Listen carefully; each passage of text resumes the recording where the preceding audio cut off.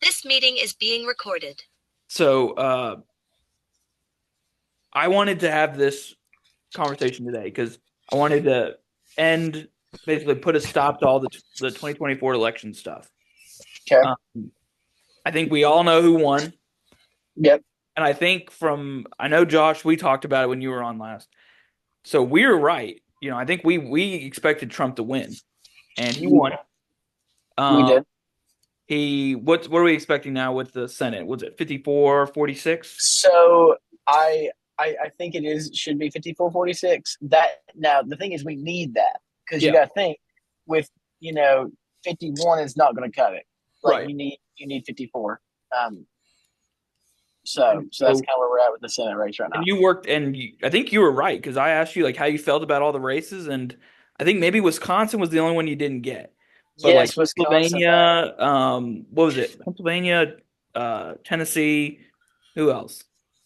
So Pennsylvania, Tennessee, Ohio, man. Oh, Ohio coming Ohio, in that's right. You clutch, kicked out dude. Sharon Brown. Bernie Moreno getting that Senate race in Ohio, it really, I'll be honest, I was so scared of that race. We spent a lot of time up there doing some ads and doing some doors for Bernie, but I didn't know how I felt because I just in a way it's like I feel really weird sometimes when you get a Republican that's not like, for example, like I think Bernie was from Puerto Rico or like he had like Puerto Rican descent. So I didn't know how that was going to go over with like the rural Republicans, just in a way of the cultures change. But they took to him really well, and shout out to AFP Action in Iowa in Ohio for Yep. getting for helping Bernie Moreno get that win. So that's another Republican on the board, and Sherrod Brown was there forever. I Oh yeah, mean, and no, and I think also forever senator. he's pretty like he wasn't a bad lazy senator or anything like that. Like No, he put in some work. Like he wasn't that bad. I mean, no, he he was wasn't. He was there for a minute. Yep. class of 2006. Yep. Yep, So 2006. then I'll go ahead and call the last part, and then I want to hear what each one of you think about. I'm going to ask you a question to each one of you. So Okay, even though they haven't called the House, okay. I think it's safe to assume that the Republicans are going to win the House, right? Yeah, I would agree. Austin, I'll So let you go first. so the question is um, Donald Trump won the election, won the trifecta. What's the reason? What do you think, Josh, is what is the number one reason you think that Donald Trump is won the election and got the trifecta? Are you guys like what I think across America is the number one reason he did? Number one reason, and what was your biggest like takeaway from it? So my takeaway from it, and I'll be honest, I spent a lot of time that I probably refreshed Twitter way more You know, you're that freaking out day today than for I like have like two since like months. Tennessee fired a coach at one point in football. Um, so like for me, I was scrolling through Twitter, but my thing is just like I think the American people, I think celebrities and the mainstream media, I think they really oversee what the actual American people want in the world. And I think, at the end of the day, I think America did not want another 4 years of that. And I think they saw more coming worse from the Kamala side. I think the American people overall just across the country couldn't stand it. And I think we really came out and showed that we're done with it. Like it's So, over, you so is that know. a referendum on Biden or Well, I mean, yes and no. I think they knew with Biden. I think even the Dems knew Biden was not going to be the guy. yeah, Now, I hate that in a way. Like if I was on that side, that's not how at all I would want to have gone about that campaign because like you're essentially throwing, you know, a whole year away, and you're like, okay, you have 3 months to essentially do this. right? Um, so just coming from a campaign standpoint, like if someone came to me and was like, hey, you're going to go against someone that has won a campaign before and they've been running for the past not like essentially 2 years or 3 years, and we're giving you 3 months to be the official representation of our party. I mean that's like if I was on that side, that would bother me. Okay. So your biggest takeaway is, everything you just said. And so what would be the one issue? Is that inflation or is it I would say culture? I would say inflation. I'd say really my biggest takeaway was like obviously like if we look at base level like what like we're dealing with in America, I'd say inflation like all the cost. I'm talking like everything from cost of living to whatever rising. I think the other side didn't have enough things. To me it just felt like it's not like an offensive thing. It's just like I felt like we sat way too much on like the like reproductive rights and things, and I'm just like our like the Republican side of things, like Trump came out was just very, very clear that hey, this belongs to the states, state issue, and then worked on like actual federal policy. Yeah. And I think that was a big thing. That's my biggest takeaway was like I felt like there was way more actual federal policy of things on the Trump Republican side versus like the Kamala like let me try to relate to like reproductive rights and a couple other things. Okay. All right, Austin, what do you think is the reason why Trump won the election and what's your biggest takeaway? So, now that we're like a few days out, we kind of have the advantage of having a lot more data than we did when we last talked. So, like, one of the best things to come out recently in the last few days, and I need to send it to you, so remind me to do that. There was actually one organization conducted exit polls specifically asked them, like, okay, what did you vote against Kamala Harris? And like, this was, I mean, the top reason you kind of already nailed it. It was inflation. I mean, it was by every single like group was like by plus 25%. Like if they voted against her, they were saying inflation. The next one was kind of interesting. It's too many immigrants are illegally crossing the border under the current administration. So immigration for the second reason. And then the third one I thought was really interesting. It kind of goes with what he was saying. It says, Harris is too focused on cultural issues like transgender issues rather than helping the middle class. And that was the top three reasons.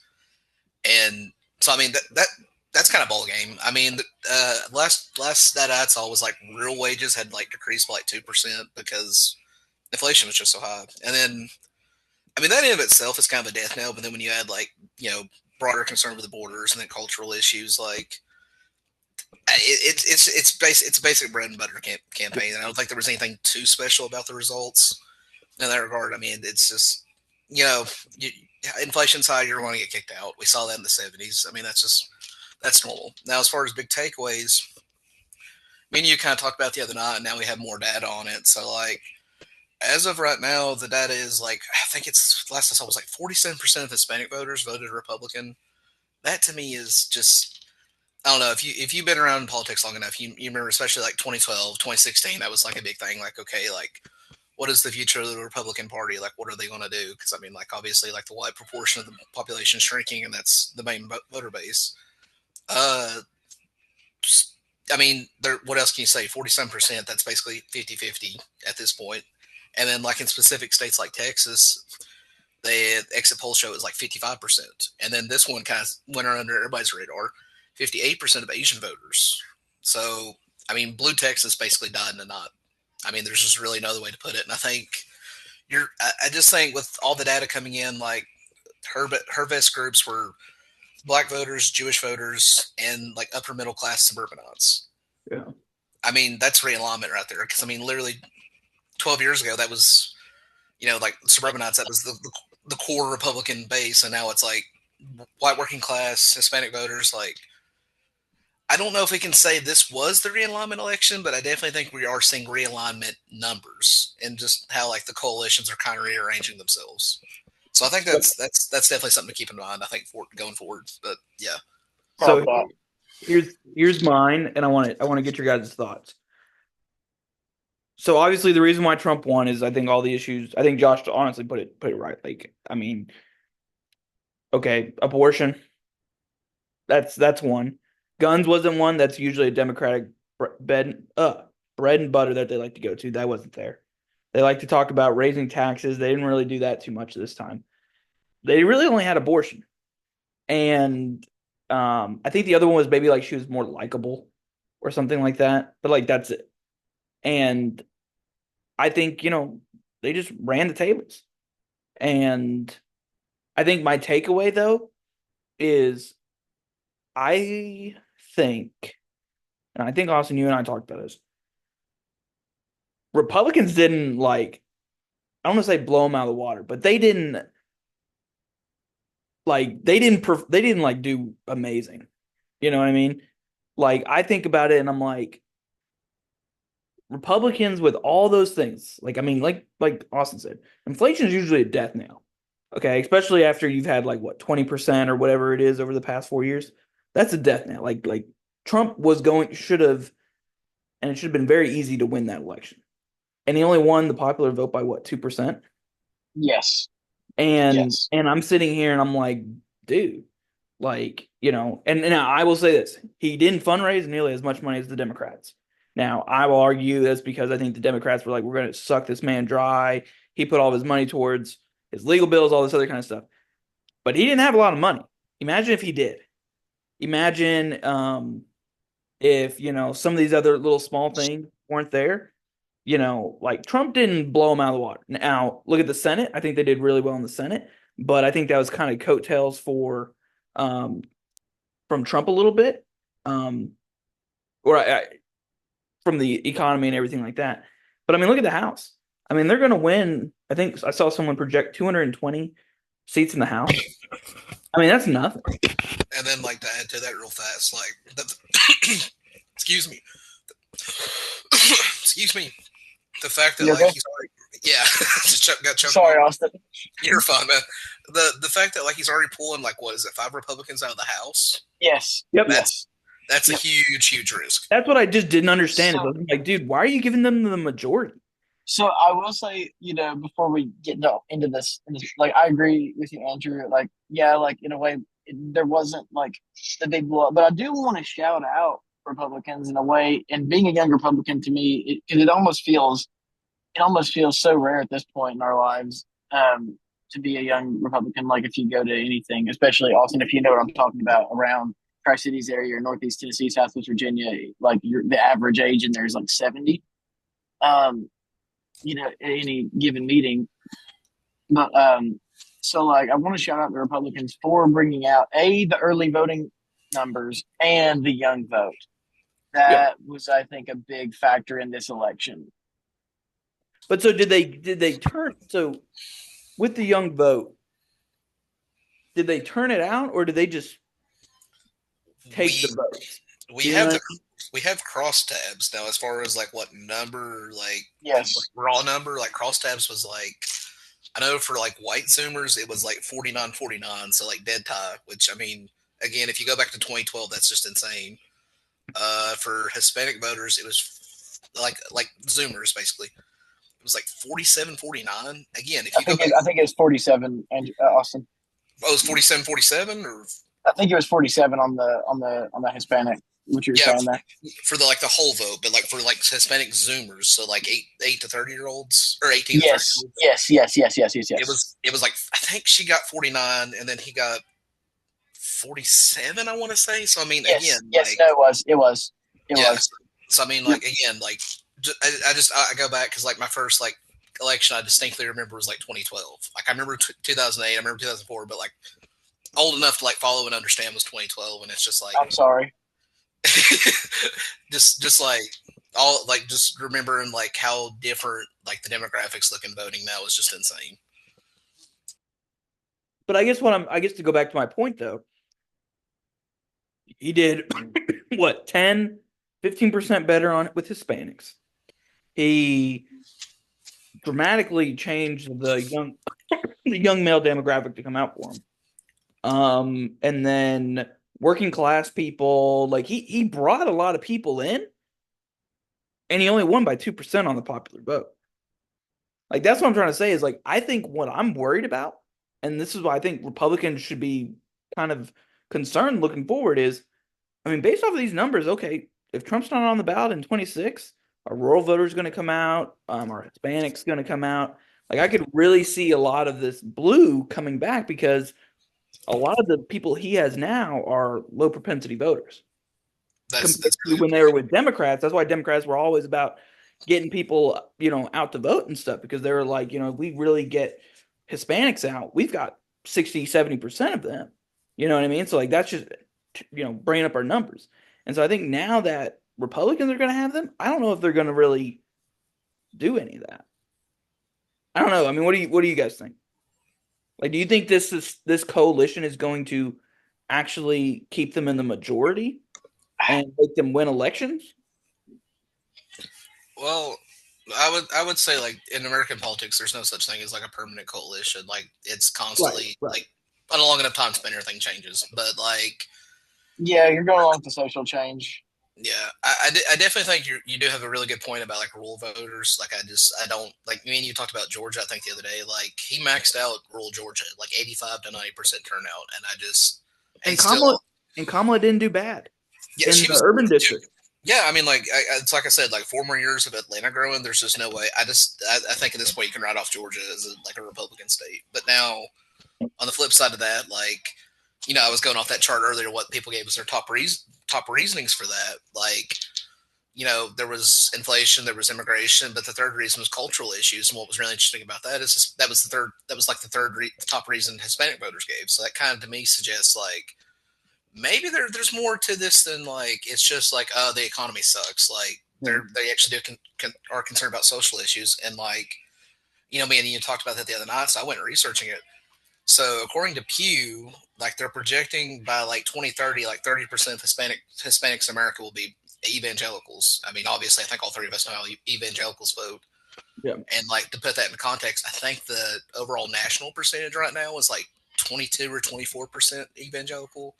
So like if Hispanics are 30% evangelical, then they're going to be more evangelical than the general population. So I mean, you're kind of reaching the point. I think that this is that was a long term like talking point among Republicans was like Hispanics are natural conservatives, and like I think there's even a quote from like Ronald Reagan about that.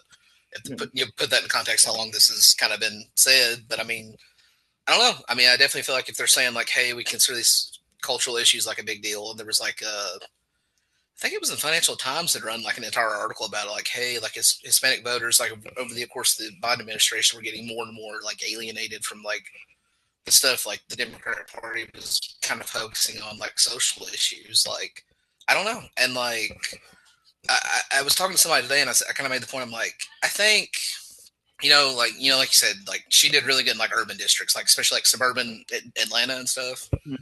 Well, I mean, that's a very particular type of voter. I just don't think like most Hispanics are working class. And like I said, like they're saying social issues are kind of a big concern to them. I think it's going to be. I don't know if they can't really cater to both. Is what I guess the way you would put it, because it's like things that would appeal to like a white suburban voter in Atlanta, Georgia, is going to be a lot different than like a working class Hispanic guy down in Starr County, Texas. Yeah. So I think you're completely right about the rural vote. I definitely think that's something Republicans want to be concerned about. But I do think, just based off what I see, what I've read, like anecdotally, like I think I've told you, my wife is Yep. Hispanic. Yep. I mean, like I kind of get to see that side of it too, and like even in her family, that was like a big thing. Like a lot of people were like, you know what, I'm going to vote for him. Like even like immigrants like in her family that just recently got citizenship are like, yeah, I want to vote for him. Like, and that was something you didn't see like 8 years ago. You really only started seeing it maybe 4 or 6 years ago. So I think that will prove a more durable change. But I kind of agree with you. Like the rural vote, it's just that was a Trump thing. That was definitely like if you've been anywhere in the rural South, there was a big Trump thing. It wasn't necessarily a Republican thing, but it was a huge, it was Trump country. The only way I know how to put it. So, Josh, you're the guy who's got to go and knock on these doors, and you're trying to get them out to vote. What What do you think? Do you think this is something is going to be permanent? You think it's going to stay? You think it's a phase? What do you think? Since you're the one who's going out there and So, towards so work. like, so obviously, so like, let me kind of get into this here first because I need to ask a question to answer this question. Um, so like when I'm knocking, I'm out usually in other states, because here we kind of have our own volunteers that do that. But like, are you asking like what will stay? Is kind of where I I'm guess I like, guess do you think this coalition that's got more Hispanics, has obviously more working class, is more young men, things like that. Is that a coalition that's going to stay and continually vote Republican for the next 2, 4, 6, 8 years? so And do you think that's going to let them win elections? think, I definitely think you'll see that for 8 years. Um, so the way I want to go into it first is AFP, one of our like under our umbrella of organizations that we work with. There's an institution called Libre Institute, and they are essentially the AF. They're like the AFP version, but for Hispanics. And so, watching how they turned out the vote and things, there's definitely like that young run. But kind of like Austin said, I think you are dealing with a lot of change. So like, there's like the social change you're dealing with, but also like politics as a whole kind of runs in like epochs. So like you'll see like the epoch of like Obama and like the epoch of like the McCain, Romney, Obama, and then like Trump, Hillary, and like even Trump's first run was its own epoch. So like you see different social changes and what changes. I personally think you'll see it for 8 years just because that young vote really stuck, and I think that coalition will stick. It just depends on what we do with it. I think at the end of the day, it all depends on whatever the party that has those coalitions or whatever party, whatever you do with it is what it is. Because like if you nurture it and love on it, it'll probably be around. If not, you're probably going to have to deal with the social change and hope something sticks. So here's something that I've been thinking a lot about, and I'm generally curious how it's gonna. I think I know how it's gonna play out. Because I think we only got 10 minutes, so this might be this. I'm actually really curious because I was thinking about this earlier today. So Trump is gaining in this, or the Republicans are gaining in this Hispanic community. Is going around and doing a mass deportation going to help you with that group or hurt you with that group? Because I've been thinking about it, and I'm like, like you're kind of starting, like both of you've been saying, like you're kind of starting to really, you know, get moving here. And especially with this demographic group, which, I mean, Austin, you've been saying like so many of these states are going to be gaining in congressional districts and they're a stronghold for Republican places. And they could very well long term come into the majority. But I'm like, is really doing a mass deportation going to help you with those aims? Or is that going to hurt you? And I'm almost wondering if this is going to be like another Wall 2.0.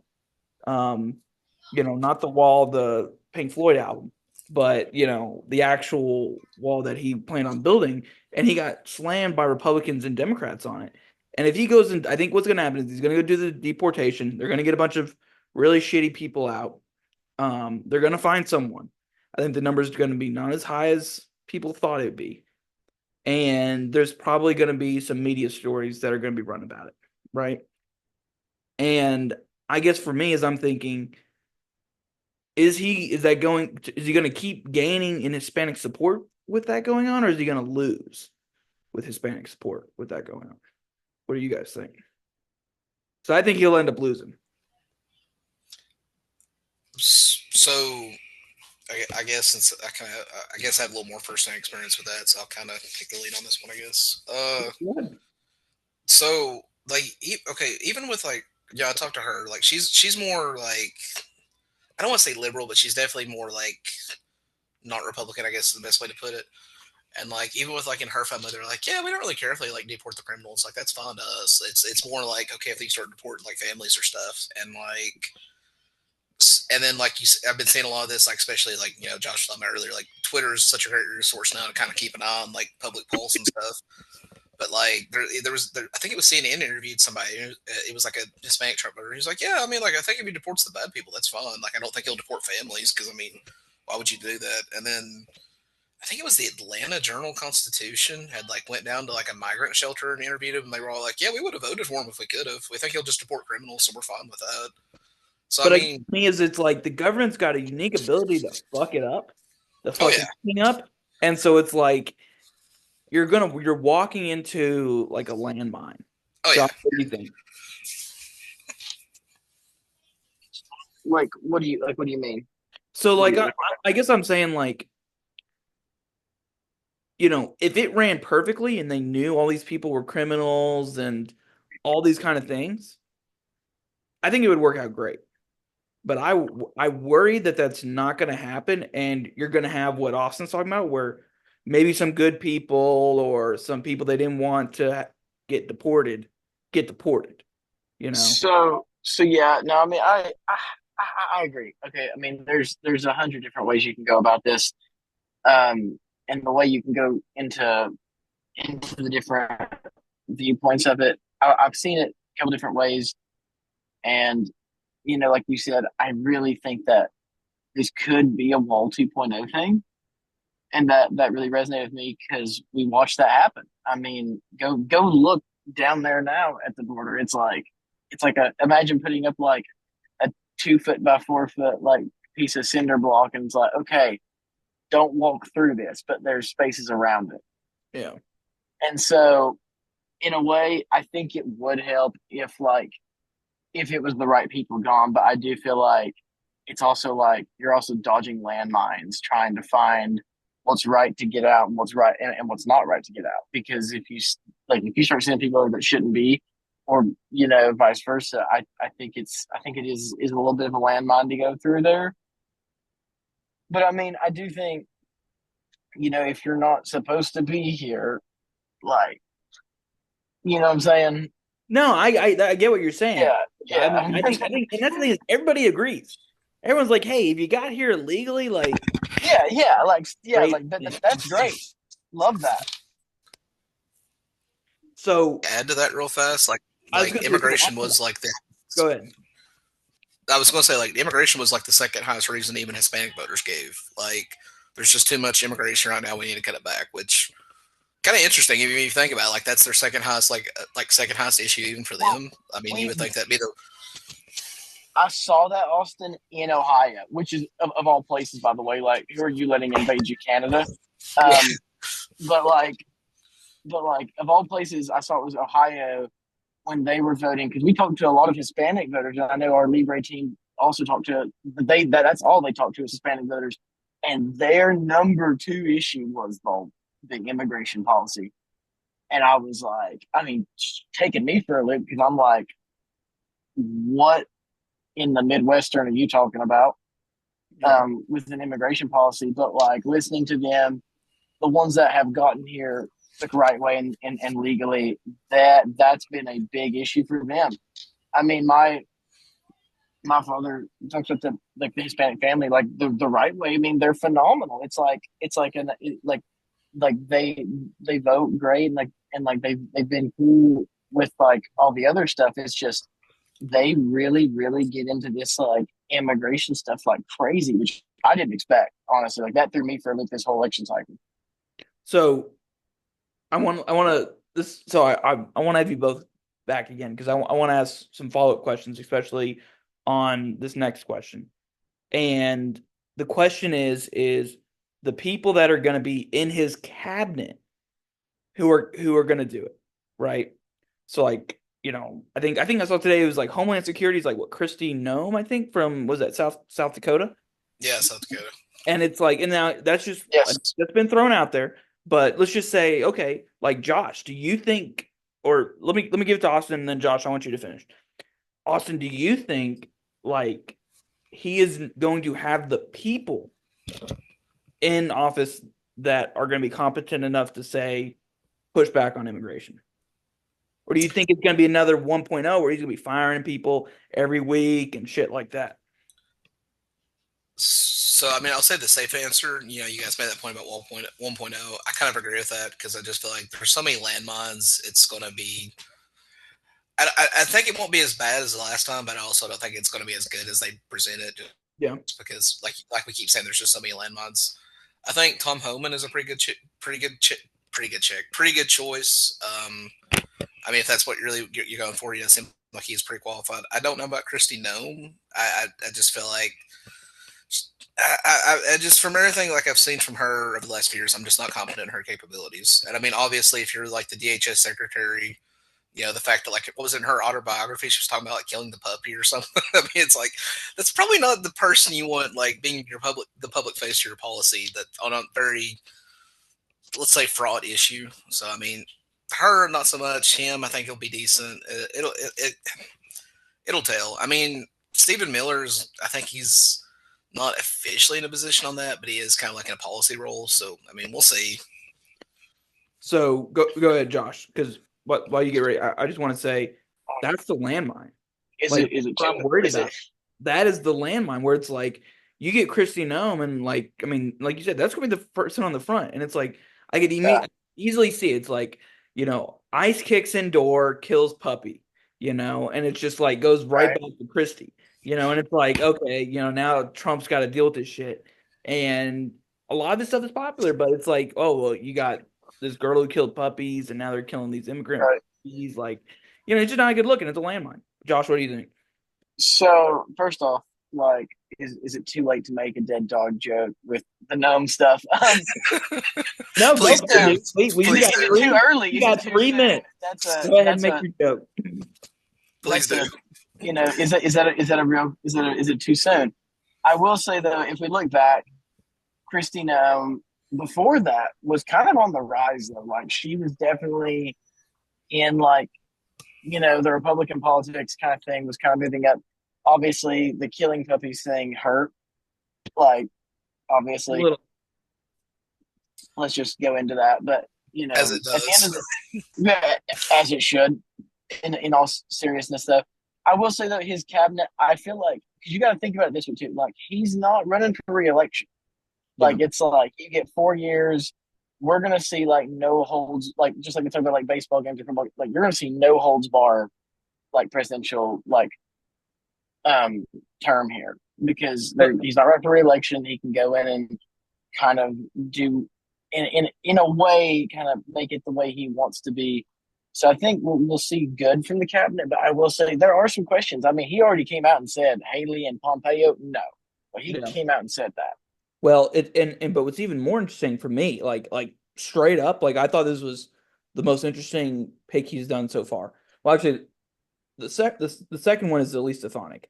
I don't know why he put her in, or was thinking about putting her in the UN when now Same. he may have a 1 seat majority in the House.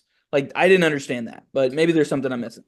I Um, I didn't get that one either. I mean, you're kind of saying the same thing I was thinking on that. Like the so UN situation really, really like raises my eyebrow. well, and it's like if you're gonna take them out, you got, and I understand it's like okay, maybe just a year until they can replace them. But you just never know, and it's just not. The other one is Marco Rubio for Secretary of State. I don't know why, but that kind of surprised me. Nuts, nuts, And absolutely nuts. and we'll talk about this maybe like tomorrow if you guys are free or whatever it is. We can maybe talk again tomorrow. But I'm down. Absolutely, absolutely. that's I'm already for kind it. of interesting. I was caught off guard on that one. Well, I mean, like, let's talk about the Secretary of Defense pick. Like, as soon as I saw that one today, I was like, who in the world is that? Like, Yeah. actually, who is? That one really caught me off Dude, guard. same. No, literally same. I saw that and I was more concerned with Secretary of Defense than I was State when Yeah. it originally came out. Do either of you guys know who Elbridge Colby is? No. So he was, No. I Hey, understand, he was, actually, go ahead, Austin. Yeah, no, no, go ahead, Josh. And then we yeah, got go ahead, Josh. I'll let you, I mean, it's not a big deal. Honestly, mine was kind of a sidebar, but I feel like this is a great topic for another question for a future episode. Is this like does Haggerty, senator from Tennessee, is he going Trump org? And at that point, who's Tennessee going to appoint for that Senate spot? yeah. All right, well, let's leave it there. We'll talk again. I'll coordinate with you guys and I'll see y'all later. See you. All right, see you, Austin. Thanks, Andrew. See you, man.